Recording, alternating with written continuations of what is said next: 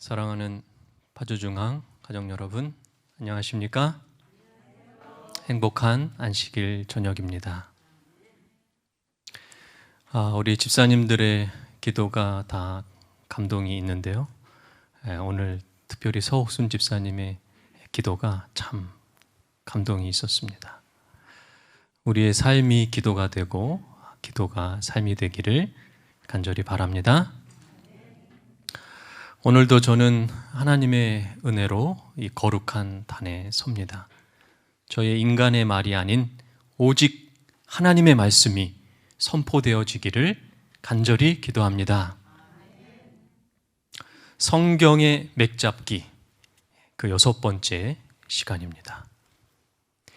오늘 저는 새 생명의 탄생의 비밀이라는 제목으로 하나님이 주시는 귀한 하늘의 은혜들을 나누고자 합니다.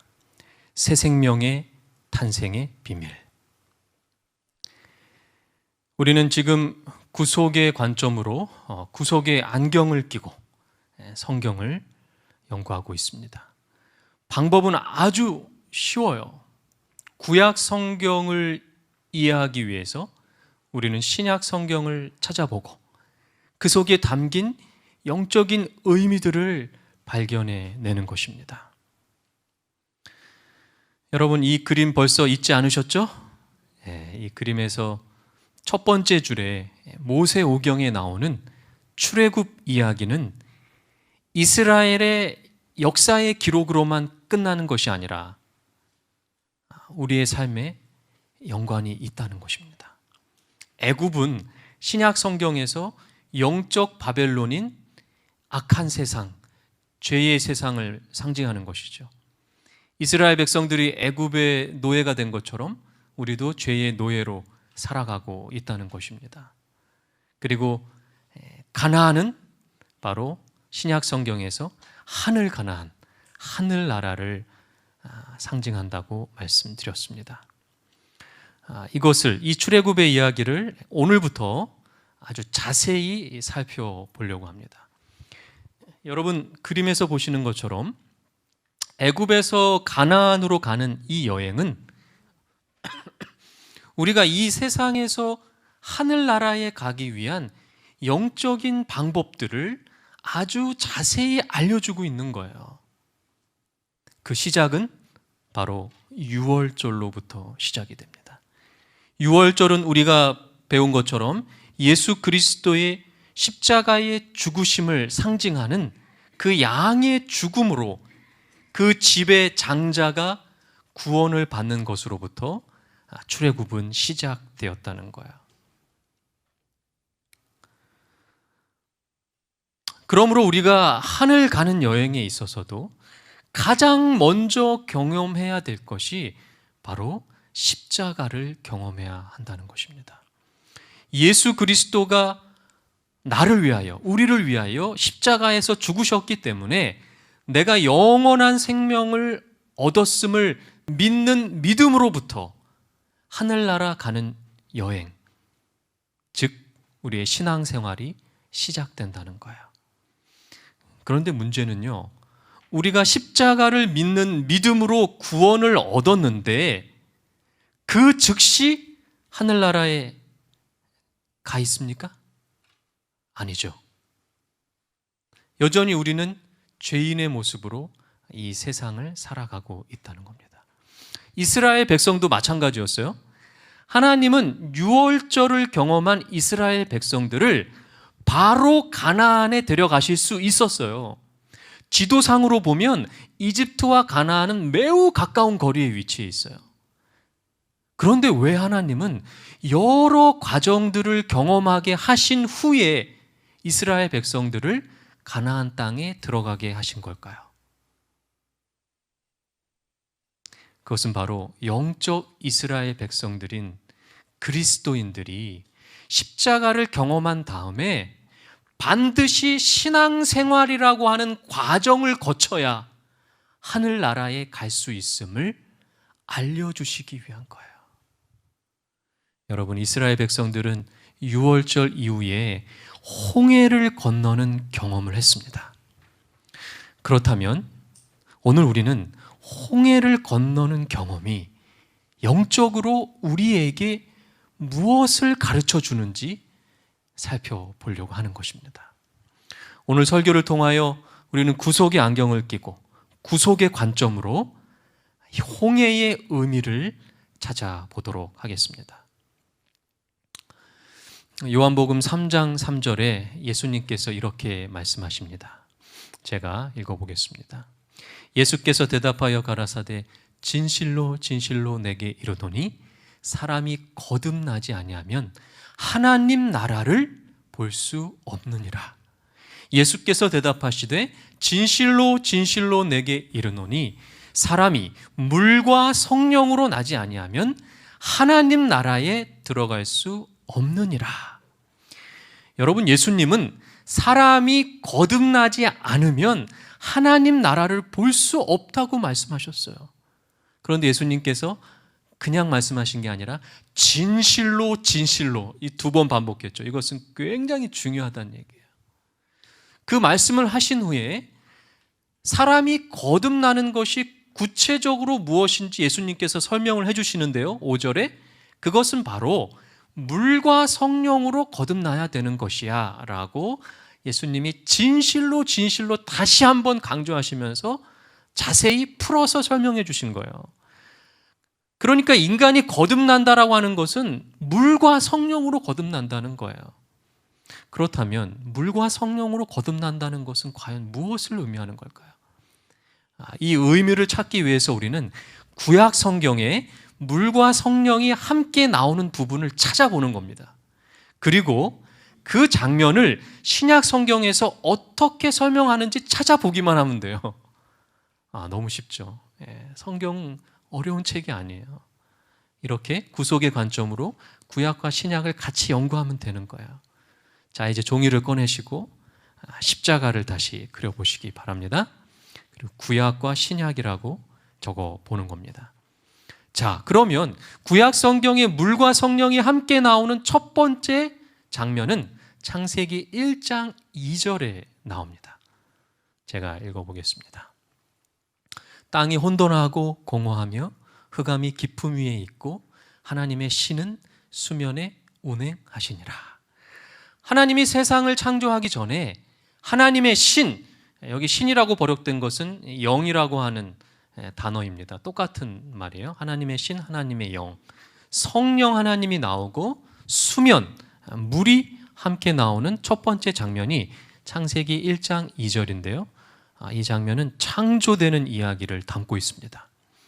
여러분, 창조의 사건을 신약 성경에서 과연 어떻게 설명하고 있는지 찾아보는 거예요.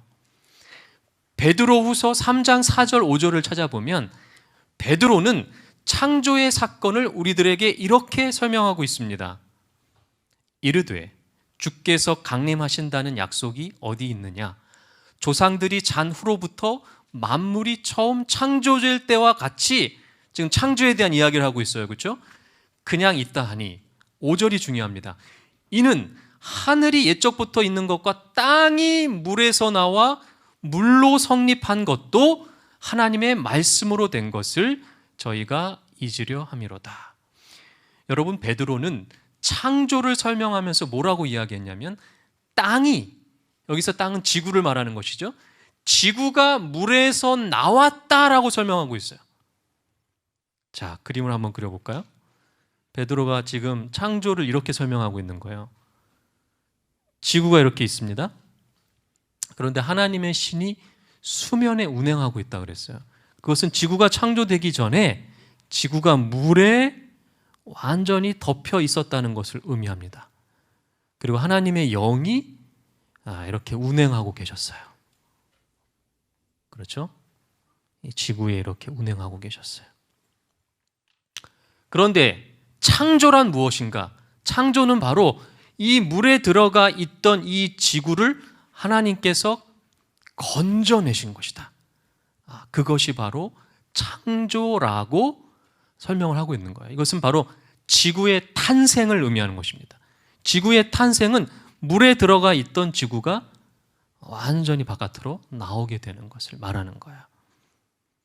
자, 지구가 창조되기 전에 물에 완전히 쌓여 있었어요. 들어가 있었어요. 그때 성령 하나님이 지구를 운행하고 계셨습니다. 그런데 저는 이 장면이 너무나도 감동적인 거예요. 여러분, 성령 하나님은요, 창조된 아름다운 지구에만 함께 하셨던 하나님이 아니라 창조되기 이전에 혼돈하고 공허하고 흑암이 가득했던 지구에도 이미 함께하고 계셨다는 거예요. 아멘? 너무 감사하죠. 하나님이 너무 좋은 거예요. 우리도 이런 하나님처럼 살고 싶은 거예요. 네. 다른 사람들이 좋을 때만 우리가 함께하는 사람이 아니라 다른 사람들이 혼돈하고 힘들고 어려울 때 같이 있어주는 성령 하나님과 같은 사람들이 되어주시기를 바랍니다. 그렇다면 여전히 죄로 인하여 혼돈하고 공허하고 흑암이 가득한 인생을 살아가는 우리들의 삶에도 성령 하나님이 함께하고 계실까요? 아멘? 당연히 함께하고 계신 거예요. 너무나도 감사하죠. 여러분, 여기서 운행하다라고 하는 이 히브리어의 단어는 라하프, 배회하다라는 뜻인데요. 성경에 딱 2번 쓰였어요. 창세기 1장 2절과 신명기 32장 11절인데요. 마치 독수리가 그 보금자리를 어지럽게 하며 그 새끼 위에 너풀거리며 그 날개를 펴서 새끼를 받으며 그 날개 위에 그것을 엎는 것 같이. 신명기에서는요, 너풀거리다라고 번역을 했어요. 어미 독수리가 둥지에 있는 새끼 독수리들이 혹시 떨어지지는 않을까, 혹은 적에 의해서 공격을 당하지는 않을까, 이렇게 배회하면서, 그렇죠? 하늘에서 배회하면서 돌보고 있는 장면을 말하는 거야. 그렇기 때문에 그 어미 독수리의 심정으로 성령 하나님께서 우리를 지금 돌보고 계신다는 거예요. 너무 감사하죠. 하나님의 사랑이 너무 큰 거예요. 그런데 여러분, 놀랍게도 지구가 탄생할 때도 물에서 지구가 나왔죠. 그런데 우리 인간이 탄생할 때도 지구에 탄생하고 똑같은 거예요. 하나님이 그렇게 만드셨어요. 지구가 탄생할 때 물에서 지구가 나온 것처럼 아이가 탄생할 때 엄마 뱃속에 어디에서 나옵니까? 가득한 물에서 아이가 나오는 거 똑같죠. 하나님이 똑같은 방법으로 만드신 거예요. 지구가 물속에 들어가 있을 때 성령 하나님이 돌보고 계셨어요. 마찬가지로 우리가 엄마 뱃속에 물속에 들어있을 때부터 성령 하나님은 우리를 돌보고 계셨다는 거예요. 그래서 이사야 44장 2절은 이렇게 말합니다. 너를 지으며 너를 모태에서 조성하고 너를 도와줄 여호와가 말하노라. 아멘. 하나님의 사랑이 너무나도 감사한 거야. 그리고 너무나도 분명하게 느껴지는 거예요. 자, 이제 2번째 장면으로 가보겠습니다. 구약 성경에 물과 성령이 나오는 2번째 장면이 창세기 8장 1절에 나옵니다. 하나님이 노아와 그와 함께 방주에 있는 모든 들짐승과 육축을 건념하사 바람으로 땅 위에 불게 하심에 물이 감하였고, 2번째 성령과 물이 함께 나오는 장면인데요, 바로 노아 홍수 때 있었던 일이에요. 지구가 죄로 인하여 또다시 물에 잠겨버렸어요. 창조 전의 모습처럼. 그때 하나님은 바람을 사용하시는데요, 이 바람이라고 번역된 히브리어가 바로 루아흐, 성령 하나님을 뜻하는 단어예요. 똑같은 단어예요. 그래서 여기에다가 성령이라고 적어도 전혀 문제가 되지 않아요. 똑같은 단어를 사용한 것입니다. 바람, 숨, 영, 다 똑같은 루아흐를 사용하는 것입니다. 그러므로 이 바람, 성령 하나님을 말할 때 사용하는 이 단어, 실제 바람을 사용하셨고 그 바람을 사용하신 분이 바로 성령 하나님이시라는 거예요. 성령 하나님의 능력으로 이 물이 마치 창조전에 운행하셨던 성령 하나님이 똑같이 노아 홍수 때에 그 바람을 사용하셔서 성령 하나님의 능력으로 이 지구가 다시 물 밖으로 나오게 되는 것이죠. 그래서 성령과 물이 함께 나오는 두 번째 장면인 거예요.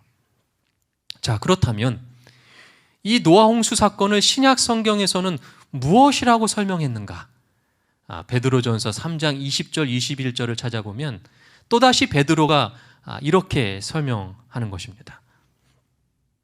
그들은 전에 노아의 날 방주 예비할 동안 하나님이 오래 참고 기다리실 때에 순종치 아니하던 자들이라. 방주에서 물로 말미암아 구원을 얻은 자가 몇 명뿐이니 겨우 8명이라. 지금 베드로는 노아의 홍수 이야기, 노아의 방주 이야기를 하고 있습니다. 그러면서 21절이 중요해요. 21절에 이 노아 홍수의 이야기를 베드로는 이렇게 설명합니다. 물은 예수 그리스도의 부활하심으로 말미암아 이제 너희를 구원하는 편이 곧 무엇이라? 침례라. 육체의 더러운 것을 제하여 버림이 아니요 오직 선한 양심이 하나님을 향하여 찾아가는 것이라. 네, 베드로는 노아 홍수 사건을 지금 침례라고 설명하고 있어요. 물속에서 지구를 꺼내서 지구가 탄생이 되었는데 인간들의 죄로 인하여 지구가 다시 더러워진 거예요. 그래서 하나님은 노아 홍수 때에 물을 사용하셔서 다시 지구를 물에 완전히 집어 넣으신 겁니다. 그리고 다시 성령의 능력으로 지구를 건져내신 거예요. 이게 뭐예요? 지구가 침례를 받은 거예요. 놀랍죠? 지구가 새롭게 태어난 거예요. 그래서 우리가 침례식을 하기 전에 반드시 오늘 공부를 해야 되는 거예요. 우리 지금 침례 안 받은 분들 오늘 잘 들으셔야 돼요. 지금부터 잘 들으셔야 돼요. 우리 6학년 친구들 잘 들어야 돼요. 목사님은 이걸 배우지 못하고 침례를 받아가지고 너무 마음이 아파요. 자, 잘 들어보세요. 우리가 침례식을 통해서 새로 태어나는 것은 하나님이 지구를 물로 새롭게 태어나게 하시는 것이랑 같은 거예요. 같은 거예요. 왜냐하면 같은 성령 하나님이 지금 하고 계시기 때문에 그런 거예요. 지구를 새롭게 하실 때에 사용하셨던 그 놀라운 능력과 똑같은 능력이 여러분들이 침례를 받을 때에 똑같이 임하는 거예요. 여러분 감사하십니까? 우리 한 사람을 위해서 지구를 침례 주셨을 때 사용했던 그 엄청난 능력을 하나님이 여러분들에게 지금 사용하고 계시는 거예요. 정말 놀라운 일이에요. 그렇기 때문에 침례 예식은 정말로 놀랍고 감동적인 예식. 저는 침례 예식을 너무나도 좋아해요. 정말. 지구를 새롭게 하실 때 사용했던 능력을 보잘것없는 죄인인 우리를 새롭게 하실 때에 똑같이 사용하시는 그 하나님의 놀라운 사랑. 그러므로 노아 홍수는 죄로 인해 더러워진 지구가 물을 통해 침례식을 통해 새롭게 거듭나는 사건인 것입니다. 자, 이제 세 번째입니다. 출애굽기 14장 21절에 세 번째 물과 성령 함께 나오는 장면이 나옵니다. 모세가 바다 위로 손을 내어민데 여호와께서 큰 동풍으로 밤새도록 바닷물을 물러가게 하시니 물이 갈라져 바다가 마른 땅이 된지라. 여러분, 출애굽할 때에 이스라엘 백성들 앞에 홍해가 가로막고 있었어요. 그때 하나님은 동풍, 바람이죠. 바람을 부셔서 물이 갈라지게 하셨는데 여기서 동풍은 역시 바람이고 성령 하나님을 뜻하는 단어 루아흐, 성령 하나님의 능력으로 바람을 통해 바다가 갈라지게 되는 것입니다. 여기서도 성령과 물이 함께 나오는 것이죠. 자, 그렇다면 이 홍해 사건을 신약 성경은 우리들에게 무엇이라고 설명하고 있는가? 이번에는 베드로의 글이 아니라 바울의 글을 통해서 한번 살펴보겠습니다. 고린도전서 10장 1절과 2절에 바울은 이 홍해 사건을 우리들에게 뭐라고 설명하는가? 형제들아, 너희가 알지 못하기를 내가 원치 아니하노니 우리 조상들이 다 구름 아래에 있고 바다 가운데로 지나며, 자, 지금 홍해 사건을 설명하고 있죠, 바울이. 2절이 중요합니다. 모세에게 속하여 다 구름과 바다에서 무엇을 받고? 침례를 받고. 바울은 이스라엘 민족이 홍해를 건너는 사건을 바로 이스라엘 민족이 구름과 바다에서 침례를 받은 것이라고 설명하고 있어요. 여러분, 침례식이 얼마나 놀라운 예식입니까? 이스라엘을 구원하시기 위해 홍해를 가르시고 이스라엘을 구원하신 그 놀라운 능력이 우리가, 여러분들이 침례를 받을 때에 똑같이 임한다는 거예요. 우리가 침례를 받은 순간부터 하나님은 이스라엘 백성을 지켜주신 것처럼 우리를 지켜주시고 보호해 주신다는 거예요. 아멘? 너무 감사하죠. 다시 출애굽 이야기로 가봅니다. 애굽에서 노예가 된 이스라엘 백성들처럼 이 세상에서 죄의 노예가 되어버린 사람들이 십자가를 경험하고 믿음으로 구원을 얻어서 그리스도인이 됩니다. 그 다음에 바로 하늘나라에 가는 것이 아니라 홍해를 건너는 경험을 하는데, 그 경험이 바로 침례 예식을 통하여 물과 성령으로 거듭나는 경험을 우리가 반드시 해야 됨을 우리들에게 알려주고 계시는 거예요. 그래서 예수님께서 마태복음 3장 16절에 침례를 받으시고 물에서 올라오셨어요. 그때 물과 성령이 같이 나오는 겁니다. 그렇죠? 예수님은 죄가 없으셨기 때문에 침례를 받으실 필요가 없었어요. 하지만 이 침례 예식이 얼마나 우리들에게 엄청난 의미가 있는지, 놀라운 예식인지를 알려주시는 거예요. 물과 성령으로 거듭나는 것이 얼마나 중요한지를 모본으로 보여주시는 거예요. 그래서 예수님이 침례를 받으실 때 물에 완전히 들어가셨고 그때 성령이 임하는 장면을 볼 수가 있습니다. 그런데 왜 하필이면 성령이 비둘기같이 임했을까요? 독수리같이 임하면 더 멋지지 않나요? 신약 성경에 우리가 이해가 되지 않는 부분이 나오면 어떻게 해야 됩니까? 구약을 찾아보면 돼요. 구약의 비둘기를 찾아보니까 제사 지낼 때 비둘기를 사용을 했어요. 그런데 여기 만일 힘이 어린 양에 미치지 못하거든 이렇게 나오죠. 양이나 소를 드릴 능력이 안 되는 사람들에게 하나님은 비둘기라도 드리라고 말씀하셨어요. 돈이 없어서 죄를 사함 받을 길이 없었던 불쌍한 죄인들에게 비둘기는 희망이 되지 않았을까요? 예수님은 그런 희망이 되셔야 했기 때문에 비둘기와 같은 성령 하나님이 임하신 거예요. 자, 이제 바울의 이야기를 들어보겠습니다. 바울은 침례를 이렇게 설명합니다. 무릇 그리스도 예수와 합하여 침례를 받은 우리는 그의 죽으심과 합하여 침례 받은 줄을 알지 못하느냐. 그러므로 우리가 그의 죽으심과 합하여 침례를 받음으로 그와 함께 장사되었나니 이는 아버지의 영광으로 말미암아 그리스도를 죽은 자 가운데서 살리심과 같이 우리로 또한 새 생명 가운데서 행하게 하려 함이니라. 아멘. 침례는 예수님의 죽으심과 합하는 것이다라는 거예요. 침례를 통하여 우리는 우리를 위해 십자가에 죽으신 예수님의 죽음을 경험하는 거예요. 그런데 그것으로 끝나지 않고 그리스도를 다시 살리신 것 같이 우리도 새 생명을 주시기 위한 것이라고 바울은 설명하고 있는 거예요. 예수님이 십자가의 죽음으로 끝나지 않으시고 다시 부활하신 것처럼 우리는 침례 예식을 통하여 예수님의 부활도 경험할 수 있게 되는 것입니다. 유대인 지도자들이 예수님에게 이렇게 이야기를 했어요. 표적을 보여달라고요? 기적을 보이면 내가 너를 믿겠다라고 말한 것입니다. 그때 예수님은요, 성전을 헐어버리면 내가 사흘 동안 일으키겠다라고 말씀하셨어요. 여러분, 무너진 성전을 3일 만에 일으킬 수 있을까요? 왜 예수님은 이런 말씀을 하시는 걸까요? 마태복음에도 유대인들이 기적을 보여달라, 표적을 보여달라고 했을 때 예수님은 이번에 내가 요나의 기적밖에는 보여줄 기적이 없다고 말씀하십니다.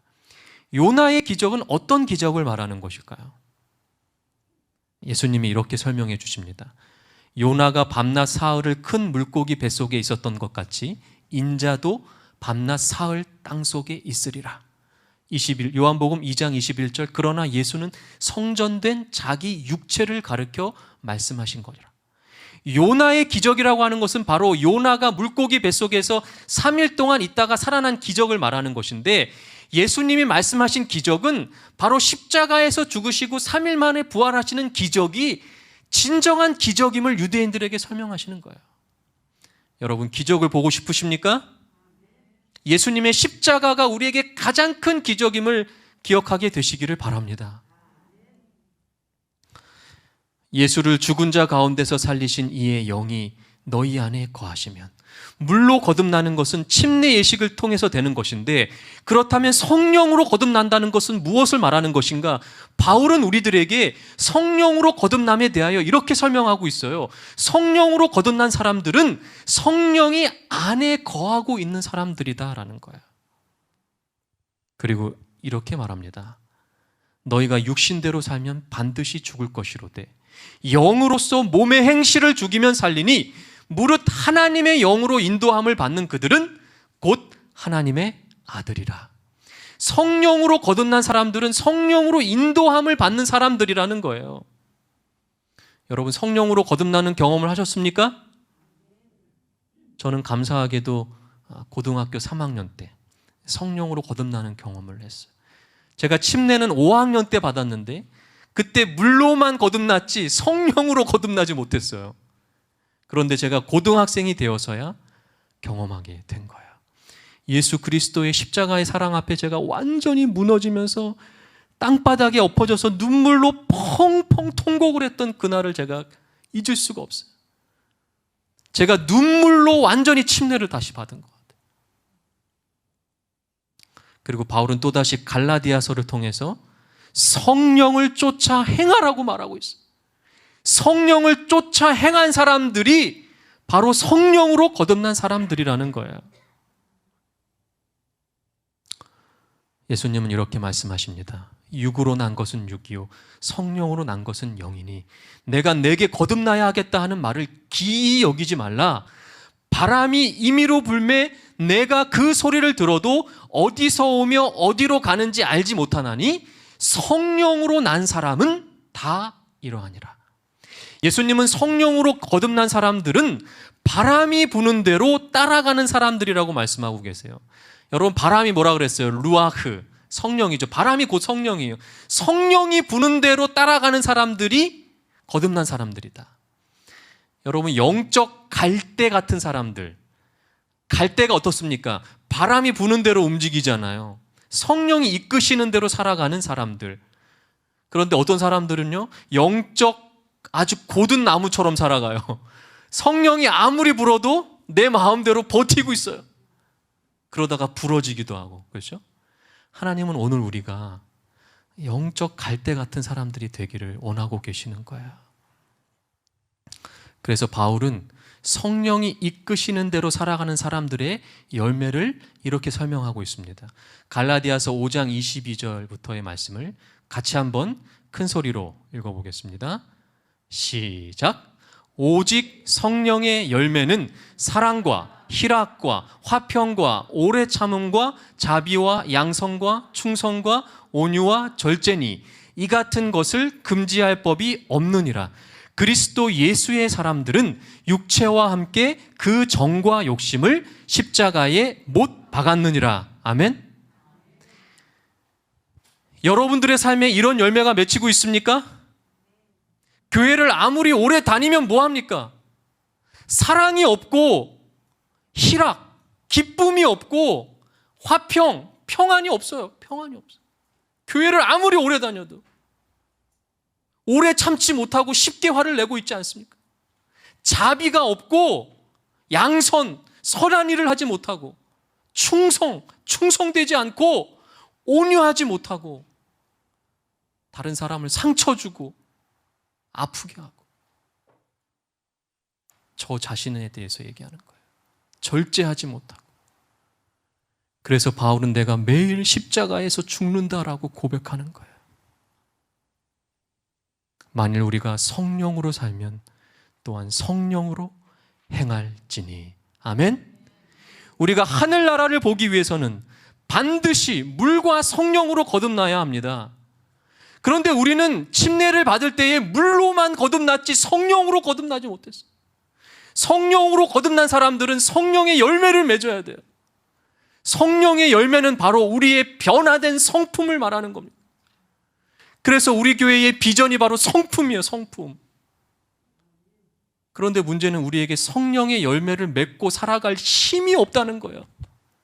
성품이 변화되기가 너무 힘든 거예요. 저의 고백이에요, 저의 고백. 그래서 예수님이 우리에게 성령 하나님을 보내주신 거예요. 이제 우리는 성품이 변화되지 않아 힘들 때마다 기도하시기 바랍니다. 이렇게 기도하세요. 하나님 도와주세요. 예수님 도와주세요. 성령님 도와주세요. 세 분 하나님의 도움으로 악한 성품을 이겨내는 삶의 경험들이 우리들에게 너무나도 필요한 거예요.